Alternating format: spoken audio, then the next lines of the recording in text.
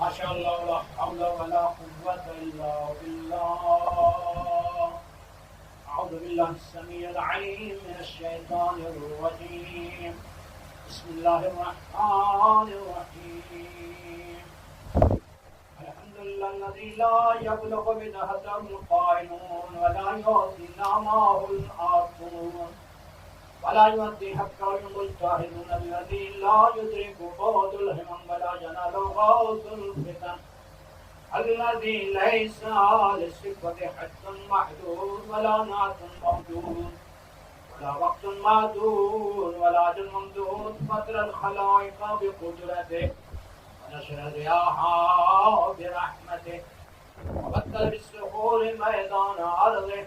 أول الدين معرفة وكمال معرفة التصديق به وكمال التصديق التوحيد وكمال التوحيد الإخلاص له وكمال الإخلاص له نفي الصفات عنه لشهادة كل صفة أنها غير موصوف ولشهادة كل موصوف أنه غير الصفة. والصلاة والسلام على الرسول المصدق والمصطفى الأمجد المحمود الأحمد والنبي المؤيد رسول الثقلين جد الحسن والحسين أبي القاسم محمد. الصلاة والسلام على أولاد الطيبين الطاهرين المعصومين المنتجبين المنتخبين لا سيما على الإمام المنتظر والحجة الثاني عشر ولعنة الدائمة الباقية لا غاصب حقوق ومنكر فضائل مجمعين.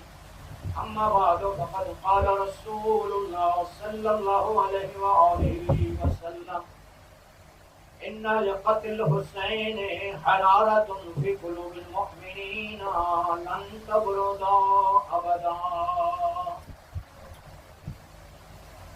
سرور کائنات رحمت العالمین کا یہ شان گرامی ہے اور یہ وہ نبی ہے جس کے بارے پاک اللہ فرماتا ہے. خالق کائنات کا ارشاد ہے وما ينطق عن الهوى ان هو الا وحی یوحی. میرا حبیب وحی کے بغیر گفتگو نہیں کرتا، جو فرماتا ہے وہ وہی ہوا کرتی ہے. سرور کائنات فرما رہے ہیں مولا حسین کے بارے کہ میرے فرزند حسین کی مظلومانہ شہادت مومنین کے دلوں میں ایسی حرارت، شدت اور حدت پیدا کرے گی قیامت تک یہ باقی رہے گی کہ کبھی سر نہیں ہو سکتی. غور کریں یہ پیغمبر اسلام شیر بولتے ہیں، غیب کی خبر بتا رہے ہیں. یہ وہ ثبات مختصہ ہیں اللہ نے 72 اسم اعظم کا علم دیا. اور دعائے ندبہ کے اندر چھٹے امام صادق آل محمد فرماتے ہیں پروردگار عالم نے پاک پیغمبر خاتم الانبیاء کو علم ما کان علم ما یکون عطا کیا ہے، یعنی گزشتہ حالات کا بھی علم جانتے ہیں، قیامت تک آنے والے حالات کا بھی علم جانتے ہیں. قرآن کے اندر سورہ احزاب میں خالق فرماتا ہے یا ایھا النبی انا ارسلناک شاہدا ومبشرا ونذیرا وداعیا الی باذنہ وسراجا منیرا. اے نبی ہم نے آپ کو کائنات کا گواہ بنا کر بھیجا ہے. آپ بشارت دینے والے ہیں، آپ عذاب جہنم سے ڈرانے والے ہیں، آپ لوگوں کو احکام شریعت کی طرف دعوت دینے والے ہیں، آپ ہدایت ایک چمکتے ہوئے سورج ہیں. یہ وہ نبی ہے اس کائنات کا گواہ ہے، لوح قلم کا گواہ ہے، عرش اور فرش کا گواہ ہے، دن رات کا گواہ ہے، سورج چاند کا گواہ ہے، آسمان اور زمین کا گواہ ہے. اور تو پیغمبر اسلام فرما رہے ہیں میرے فرزند حسین کی یہ مظلومانہ شہادت معمولی نہیں ہے، یہ مومنوں کے دلوں میں حدت اور شدت پیدا کرے گی. اور یہ اس وقت خبر دے رہے ہیں ابھی مولا حسین پاک پیغمبر کی گود میں ہیں، آنے والا وحی لے کر آ رہا ہے. پیغمبر چونکہ علم رسالت کی روشنی میں، علم نبوت کی روشنی میں بعد میں آنے والے حالات کو دیکھ رہے تھے کہ میرے بعد مولا کائنات کو کن حالات کا سامنا کرنا ہے، حسن مجتبیٰ کو کن حالات کا سامنا کرنا ہے، اور میرے فضل حسین نے کون سا عظیم کارنامہ انجام دینا ہے، اس لیے پیغمبر نے پہلے سے بتا دیا۔ بہت کریں سید الشہداء کی یہ عزاداری ایک معجزہ ہے، وہ قیامت تک باقی ہے۔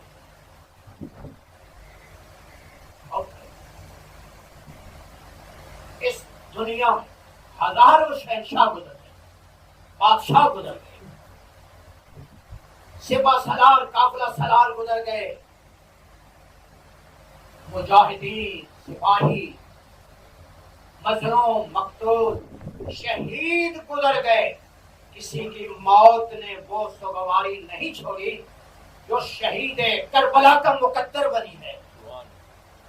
آج شہید کربلا کو صحرائے کربلا میں تڑپتے ہوئے 1400 سال سے زیادہ عرصہ گزر چکا ہے، لیکن آپ کی سوگواری میں، ماتمداری میں، عزاداری میں ذرا بھر فرق نہیں آیا۔ جب بھی محرم الحرام آتا ہے محسوس ہوتا ہے مولا کی آج شہادت۔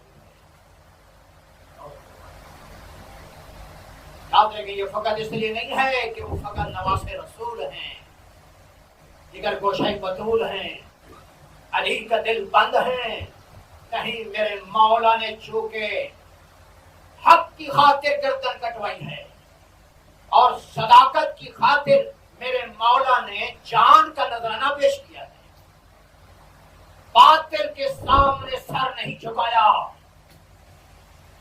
اپنے پاکیزہ خاندان کو اللہ کے دین پر قربان کیا، شبیہ پیغمبر جیسا فرزند، چشمائے علی اصغر جیسا فرزند اللہ کے دین پر پیش کیا، اور اپنا مقدس سر بھی اللہ کے دین پر قربان کر دیا ہے۔ یہی فلسفہ ہے کہ سید الشہداء کی عزاداری قیامت تک باقی رہے گی، اس لیے کہ اللہ کا وعدہ ہے فاذکرونی اذکرکم واشکروا لی ولا تکفرون، تم میرا ذکر کرو میں تمہارا ذکر کروں گا۔ چونکہ فرزند زہرا نے صحرائے کربلا میں 72 کا نذرانہ دے کر دین اسلام کو ہمیشہ کے لیے زندہ کر دیا، اس لیے قیامت تک اللہ کا وعدہ ہے مظلوم کربلا کا تذکرہ باقی رہے گا، یہ عزاداری باقی رہے گی۔ دیکھیے تاریخ انسانیت، مارکہ حق و باطل کی تاریخ ہے، اور تاریخ انسانیت میں یہ حق و باطل کا مارکہ سب سے پہلے اس دن ہوا ہے جس دن شیطان نے جناب آدم کی خلافت کو چیلنج کیا، سمجھو، اور اس موقع پہ جناب آدم اور شیطان دونوں جنت سے نکلے۔ کس حالت میں شیطان کی گردن میں ہمیشہ کی لعنت کا توق، اور جناب آدم کے سر مقدس پر خلافت ارضی کا تاج آج تک جگمگا رہا ہے۔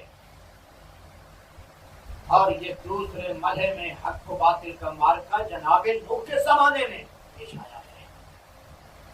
ایک طرف اکیلے جناب نوح ہیں، پوری قوم مخالف ہے، ایک طرف حق کا پستار ہے، لاکھوں باطل کے شدائی ہیں، لیکن یاد رکھیں طوفان صداقت کی ایک لہر نے باطل کے سفینے کو غرق کر دیا، اور جناب نوح کی کشتی ہمیشہ کی حیات جاودانی کی مثال بن گئی۔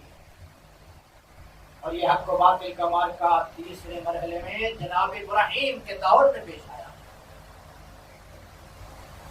جناب ابراہیم کے دور میں بابل کی سرزمین میں جناب ابراہیم اکیلے ہیں، اور آپ جو حق کے پرستار ہیں، آپ کے مقابلے میں باطل جاہ و جلال کا مالک ہے، اکثریت کی طاقت جس کے پاس موجود ہے۔ جناب ابراہیم اکیلے ہیں، لیکن اللہ پر یہ توکل ہے، یہ اعتماد ہے کہ ہیں اکیلے، لیکن نمرود کی طاقت کے سامنے سینہ سپر بن گئے، اور جناب ابراہیم نے اللہ کی ذات پہ توکل کرتے ہوئے نمرود کی خدائی کو حرف باطل کی طرح مٹا کے رکھ دیا۔ یاد رکھیں یہ حق و باطل کا معرکہ چوتھے مرحلے میں جناب موسیٰ اور فرعون کے درمیان ہوا ہے، اور جس کے نتیجے میں یہ فرعون اپنے تکبر اور غرور کی وجہ سے، شرک اور کفر کی وجہ سے، حسد اور بغض کی وجہ سے اپنے ساتھیوں سمیت دریا نیل میں غرق ہوا ہے، اور بنی اسرائیل نے جناب موسیٰ کی قیادت میں سرزمین شام میں حکومت کرتی ہے۔ اور یہ حق و باطل کا معرکہ ہر نبی کے زمانے میں ہوا ہے، باطل نے ہر نبی کے مقابلے میں سر اٹھایا ہے، جناب شعیب کے زمانے میں، جناب سلیمان کے زمانے میں، جناب موسیٰ، جناب عیسیٰ، خاتم الانبیاء کے زمانے میں بھی باطل ابو جہل کی صورت میں، ابو لہب کی صورت میں آگے آ جائے، اور پروردگار نے جناب خاتم الانبیاء کو فتح حاصل کی، فتح ادا کی ہے، دشمن پر غلبہ ادا کیا ہے۔ اگرچہ پاک پیغمبر کو مکہ سے ہجرت کرنی پڑی ہے، لیکن ایک وقت آیا 10,000 کا لشکر لے کر اسی مکہ میں جہاں دشمن اسلام آپ کے قتل کا منصوبہ بنا رہا تھا اور آپ کے قتل کو قتل کرنے کے درپے تھے، اسی مکہ میں فاتح کی حیثیت سے پیغمبر اسلام تشریف لائے ہیں۔ قرآن میں خالق فرماتا ہے اِنَّا فَتَحْنَا لَكَ فَتْحًا مُبِينًا، حبیب ہم نے آپ کو فتح مبین عطا کی، اور یہی حق و باطل کا معرکہ مولا کائنات کے زمانے میں، معصوم کے زمانے، حجت خدا کے مقابلے میں بھی باطل پرست لوگ آئے، اور حسن مجتبیٰ کے زمانے میں بھی باطل نے سر اٹھایا ہے اور باطل نے حق کا مقابلہ کیا۔ اسی طرح فرزند زہرا، مظلوم کربلا کے زمانے میں بھی یزیدیت کی صورت میں باطل سامنے آیا، اور یہ کربلا جو عظیم سانحہ ہے، جو ہمیشہ یاد رکھا جائے گا، اس کی اصل وجہ کیا ہے کہ دشمن اسلام یزید جیسا فاسق معصوم سے بیعت کا مطالبہ کرتا ہے۔ یاد رکھیں میرا مولا حجت خدا ہے، معصوم ہے، امام ہے، کسی صورت میں یزید جیسے فاسق کی بیعت نہیں کر سکتے۔ یاد رکھیں نعوذ باللہ اگر بیعت ہو جاتی تو یہ فقط مولا حسین کی بیعت نہ ہوتی، بلکہ 1,24,000 انبیاء کی بیعت ہوتی ہو۔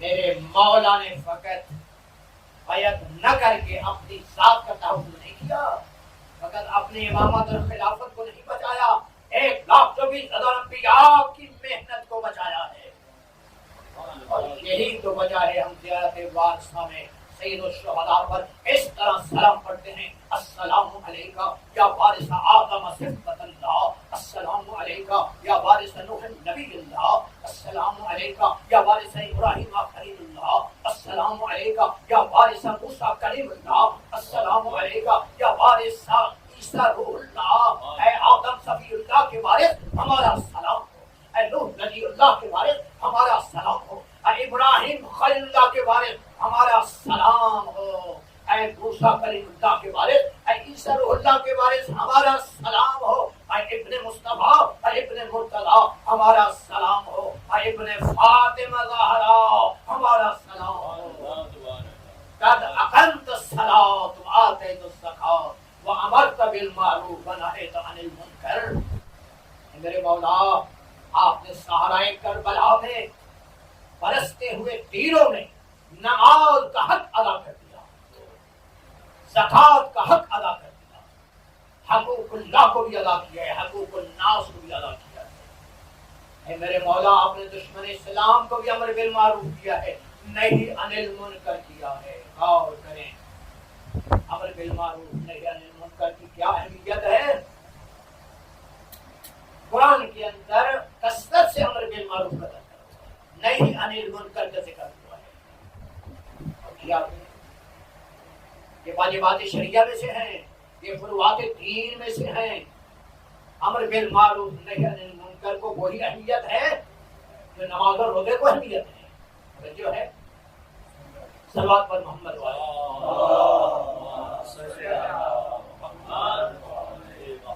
وہی اہمیت ہے امر بالمعروف نہیں عن المنکر کی جو نماز اور روزے کی ہے۔ قرآن میں ہوتا ہے وَلْتَكُن مِّنكُمْ أُمَّةٌ يَدْعُونَ إِلَى الْخَيْرِ يَأْمُرُونَ بِالْمَعْرُوفِ وَيَنْهَوْنَ عَنِ الْمُنكَرِ۔ چاہیے کہ تم میں سے ایک ایسا گروہ ہو جو لوگوں کو خیر کی طرف، اچھائی کی طرف دعوت دیتا رہے، امر بالمعروف کرے، نہیں عن المنکر کرے۔ معصومین کی زیارات میں آپ غور کریں، ہر معصوم کی زیارت میں امر بالمعروف کا تذکرہ ہے، نہیں عن المنکر کا تذکرہ ہے۔ مولا کائنات کی زیارت ہو، پاک پیغمبر کی زیارت ہو، مولا حسن کی، مولا حسین کی، ہر معصوم امر بالمعروف اگر شرائط پوری ہیں تو واجب ہے امر بالمعروف کریں، نہیں عن المنکر کریں۔ کیا شرائط ہے؟ معاشرہ جہالت میں ڈوبا ہوا ہے، اور کریں پورا معاشرہ آج بھی اسلام کے حوالے سے جہالت میں ہے، گمراہی میں ہے۔ اکثریت ان لوگوں کی ہے جو اسلام کا مفہوم اور معنی کیا ہو بھی تبلیغ حق ہو، تمہاری جان عزت ابرو محفوظ ہو، اور لوگ گناہ کرنے پر مصر نہ ہو، کیونکہ جہل مرکب کا کوئی علاج نہیں ہے۔ تمہاری گفتگو اثر انداز ہو، اگر تم گفتگو کرو گے، تبلیغ حق کرو گے تو لوگ اثر حاصل کریں گے، پھر یہ واجب ہے، یہ فریضہ۔ اور کریں چونکہ اس نیکی سے پورے معاشرے کی اصلاح ہوگی، پورا معاشرہ اللہ کی کتاب کی طرف آئے گا، بندگی کی طرف۔ اس لیے کہا گیا ہے تمہاری زندگی میں بھی اضافہ ہو جائے گا، تمہارے رزق میں بھی وسعت اور برکت ہو جائے گی۔ امر بالمعروف نہی عن المنکر کی اہمیت کا اندازہ کریں۔ دعا کی قبولیت کے شرائط کے حوالے سے حضرت رسول اکرم صلی اللہ علیہ وآلہ وسلم کے شرائط چاہتے ہو کہ تمہاری دعائیں قبول ہوں تو پھر امر بالمعروف کرو، نہیں عن المنکر کرو۔ تاکید کے ساتھ پیغمبر لا تامرن ولا تنہن، تاکید کے ساتھ ضرور تمہیں نہیں عن المنکر کرنا، خود بھی اچھا مال انجام دینے ہیں، خود بھی برائی سے بچنا ہے، خود بھی خوش اخلاقی زندگی گزارنی ہے، لوگوں کو بھی خوش اخلاقی کی دعوت دینی ہے۔ پیغمبر فرماتے ہیں اگر تمہارے بس میں تھا، تمہاری طاقت میں تھا، تمہارے اختیار میں تھا، تم نے اگر امر بالمعروف نہیں کیا، نہیں عن المنکر نہ کیا، تو پھر تمہارے نیک لوگ بھی دعا کریں گے تو دعا مستجاب نہیں ہوگی۔ اگر ہمارے اختیار میں ہے اور ہم امر بالمعروف نہیں کرتے تو اس کا نقصان کیا ہے؟ اور کریں روایات میں ہے جناب داؤد علیہ السلام اللہ کے نبی پر وحی نازل ہوئی کہ میرے نبی میں تیرے 1,00,000 امتیوں پر عذاب نازل کر، جس میں سے 40,000 تو گناہگار ہیں، 60,000 نیکوکار ہیں۔ جناب داؤد علیہ السلام حل کرتے ہیں پالنے والے گناہگاروں پر عذاب نازل ہوگا ان کے گناہوں کی وجہ سے، نافرمانی کی وجہ سے، نیکوکاروں پر کیوں عذاب نازل ہوگا؟ ارشاد قدرت ہے، اس لیے کہ یہ خاموش تماشائی بنے رہے، یہ ان جاہلوں کو، ان بدکاروں کو تبلیغ کر سکتے تھے، نصیحت کر سکتے تھے، برائی سے بچا سکتے تھے، بد اخلاقی سے بچا سکتے تھے، یہ خاموش رہے، اور خاموش رہنا گناہ پر، یہ بھی نافرمانی ہے، یہ بھی گناہ ہے، اس لیے سب پر عذاب۔ اور کریں اس موجودہ دور میں یہ کرونا وائرس کی وبا، جس کی وجہ سے پوری عالم انسانیت حیران ہے، پریشان ہے، اس کی کیا وجوہات ہیں؟ خدا کی قسم اگر غور کی، اس کی وجہ یہ ہے کہ ہم لوگوں نے امر بالمعروف کو چھوڑ دیا، نہی عن المنکر کو چھوڑ دیا ہے۔ اگر ہم اس مرض سے، اس وبا سے نجات چاہتے ہیں تو پھر امر بالمعروف کرو، نہی عن المنکر۔ پہلے اپنی ذات کو کرو، پھر اپنی اولاد کو کرو، اپنے خاندان کو کرو، پھر انسانی معاشرے کو کرو۔ یقیناً یہ وہ نیکی ہے جس کی وجہ سے یہ عذاب ٹل جائے گا۔ صلوات پر محمد والے اللہم صلی علی محمد وآل محمد۔ عید الشہداء کی عزاداری کا فلسفہ غور کریں۔ میرے مولا نے جب مدینے سے نکلے ہیں تو فلسفہ عزاداری بتایا ہے، فلسفہ شہادت بتایا ہے، عزاداری کا مقصد بتا دیا ہے۔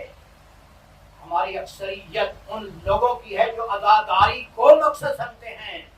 نہیں، یہ بہت بڑا اشتباہ ہے، یہ بہت بڑی غفلت ہے۔ عزاداری کا مقصد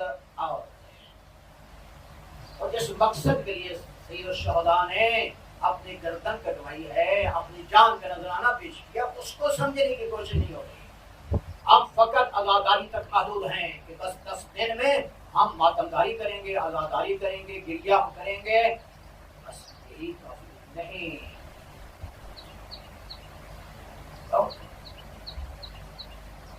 میرے مولا فرماتے ہیں میں مدینہ اس لیے چھوڑا تاکہ نانے کی امت کی اصلاح کروں، بابے کی سیرت پہ عمل کروں، امر بالمعروف نہی عن المنکر۔ مولا نے تو امر بالمعروف کو مقصد عزاداری قرار دیا ہے۔ ہم لوگ غافل ہیں، اشتباہ میں ہیں، ہم اس سے دور ہو گئے۔ عزاداری سید الشہداء بہت بڑی عظیم عبادت ہے اور یہ بہت بڑی درسگاہ ہے، بہت عظیم یونیورسٹی ہے۔ اور کیا کریں، سید الشہداء کی اس عظیم یونیورسٹی اور دنیاوی یونیورسٹی میں کیا فرق ہے؟ اور کیا کریں؟ دنیاوی یونیورسٹی پہنچنے تک ضروری ہے ہمارا بچہ پہلے اسکول کالج میں پہلے پرائمری پاس کرے۔ توجہ، جب تک پرائمری پاس نہیں کرے گا مڈل کی کلاس میں نہیں بیٹھ سکتا، جب تک مڈل پاس نہیں کرے گا میٹرک کی کلاس میں نہیں بیٹھ سکتا، جب تک میٹرک پاس نہیں ہوگا اس وقت تک ایف اے بی اے کی کلاس میں نہیں آتا، جب تک ایف اے بی اے مکمل نہیں ہوگا ایم اے نہیں کر سکتا، اور اس کے بعد یونیورسٹی میں جانے کے لیے ضروری ہے ایم اے پاس ہو اگر وہ کسی سبجیکٹ میں اسپیشلسٹ بننا چاہتا ہے۔ اور یہ دنیاوی یونیورسٹی کا یہ قانون ہے۔ اس سید الشہداء کی عظیم یونیورسٹی کی کیا افادیت ہے، کیا فائدہ ہے کہ اس عزاداری کی یونیورسٹی میں ہر شخص موجود ہے، پرائمری پاس بھی موجود ہے، مڈل پاس بھی موجود ہے، میٹرک پاس بھی موجود ہے، ایف اے بی اے والا، بلکہ ماہر نفسیات بھی ہوتے ہیں، ماہر فلکیات بھی ہوتے ہیں، سائنس اور ٹیکنالوجی کے ماہر بھی ہوتے ہیں۔ ہر ایک اپنے اپنے ذہن و ضمیر کے مطابق علم و معرفت، ذہانت کے مطابق اس سید الشہداء کی عزادت علم و معرفت حاصل کرتے ہیں، مالا مال ہوتے ہیں، سروات پر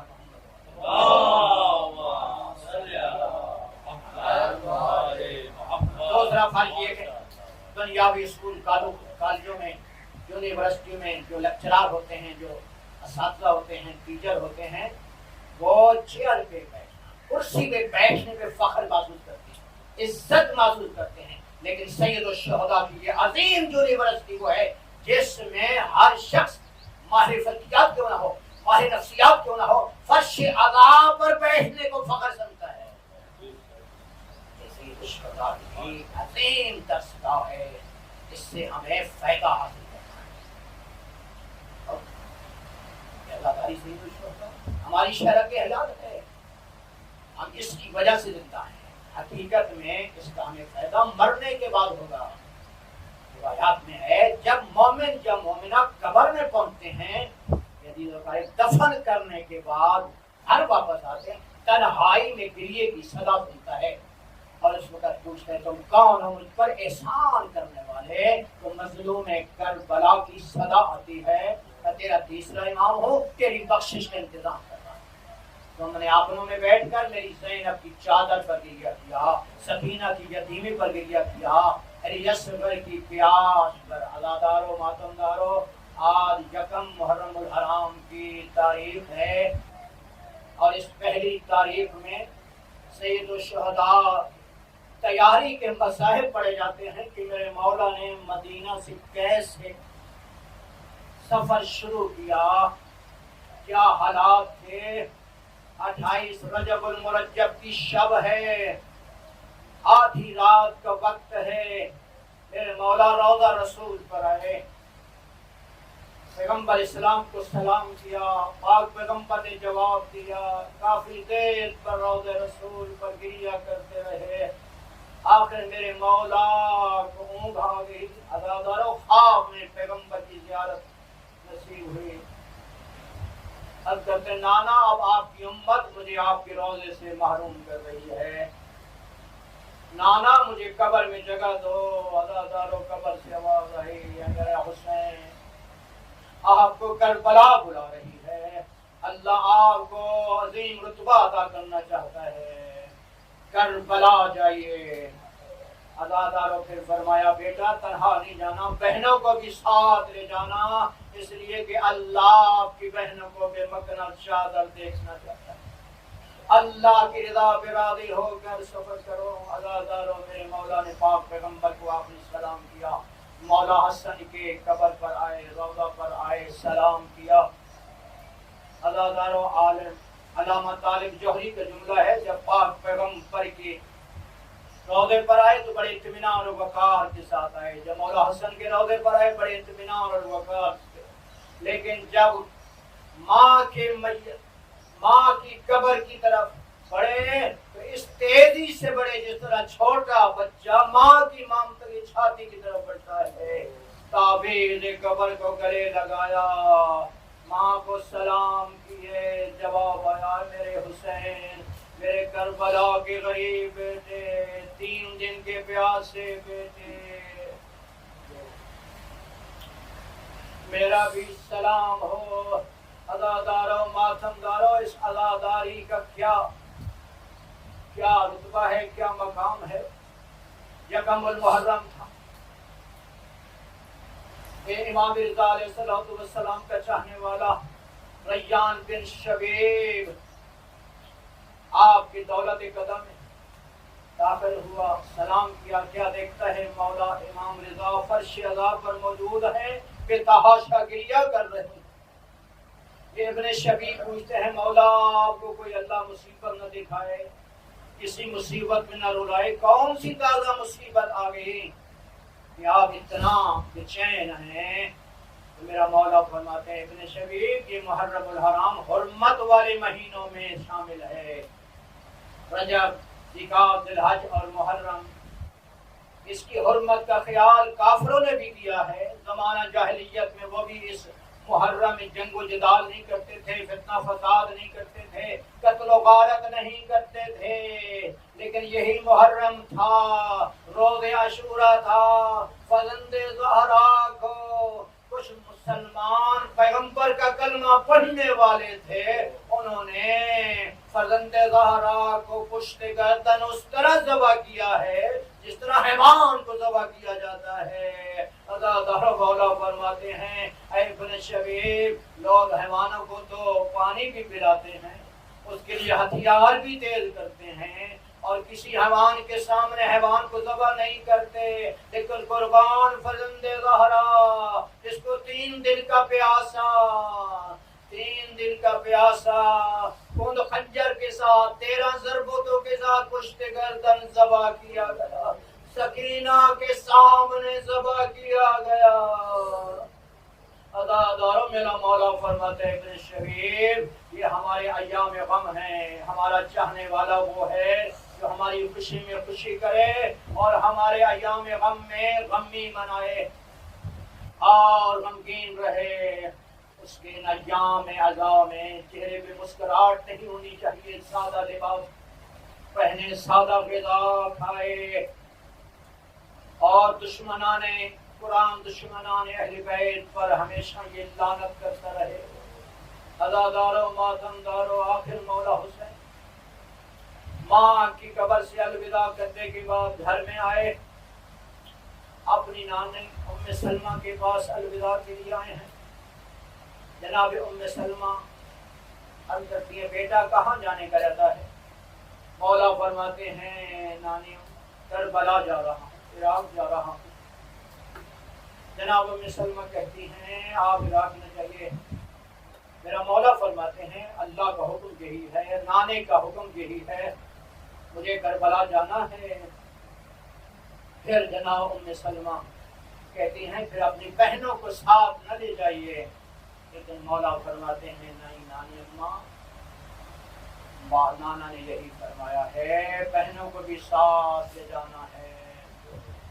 عزاداروں، ماتمداروں، آخر میں جناب ام سلمہ کو بیجاد امامت کربلا کی صحرا سے کچھ خاک اٹھائی اور ایک شیشے میں بند کر کے جناب ام سلمہ کے حوالے کی، اور فرمایا جانی اس کو دیکھتے رہنا، جب اس کا رنگ سرخ ہو جائے سمجھ لینا کہ تیرا حسین ابھی اس زہری دنیا میں نہیں رہا ہے۔ عزاداروں، اس کے بعد میرے مولا نے جناب ام سلمہ کو کربلا کا نقشہ دکھایا ہے بیجاد امامت۔ نانی اماں یہ وہ جگہ ہیں جہاں ہمارے کربلا میں خیمے لگیں گے، یہ وہ جگہ ہے جہاں میرے اصحاب شہید ہوں گے، حبیب ابن مظاہر، مسلم ابن اوفجا، یہ وہ جگہ ہے جہاں علی اکبر گھوڑے سے گریں گے، یہ وہ جگہ ہے جہاں قاسم کی لاش کے ٹکڑے ٹکڑے ہوں گے۔ نانی اماں یہ وہ جگہ ہے جہاں عباس کے بازو قلم ہوں گے، یہ وہ جگہ ہے جہاں علی اصغر تیر کھائے گا۔ آخر میں فرمایا نانی اماں یہ وہ جگہ ہے جہاں تیرا حسین 3 دن کا پیاسا پشت گردن کو خنجر سے ذبح کیا جائے گا۔ اللہ ذات القوم الظالمین وسيعلم الذين